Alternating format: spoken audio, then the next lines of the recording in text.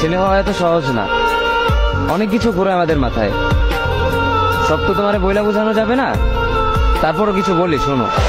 আমরা ছেলেরা বউর সামনে মার সাথে ভালো করে কথা বললে মারা চলে থাকা সন্তান, আবার মার সামনে বউর সাথে ভালো করে কথা বললে বউর গোলাম।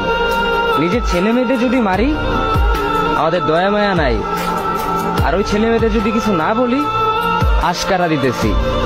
নিজের বউরে দিয়া যদি জব করাই সেই ক্ষেত্রে আমি বউর কামাই খাই, আর যদি বউরে দিয়া জব না করাই আমি সন্দেহ করি। সারাদিন ঘরের বাইরে থাকলে আমরা ভাদাইম্মা, আর যদি ঘরের ভিতরে থাকি তাহলে বেকার, কাজ কাম নাই।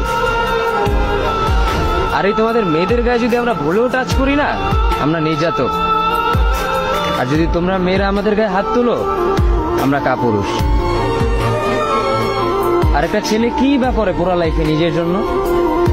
মার ওষুধের থেকে শুরু করে বউ বাচ্চার প্রত্যেকটা সব পালন করার দায়িত্ব একটা পুরুষের। কিন্তু কি লাভ এত কিছু কইরা? দিন শেষে একটা ভুল করলেই সবাই ভুলা যায় যে কে কি করছে তার জন্য।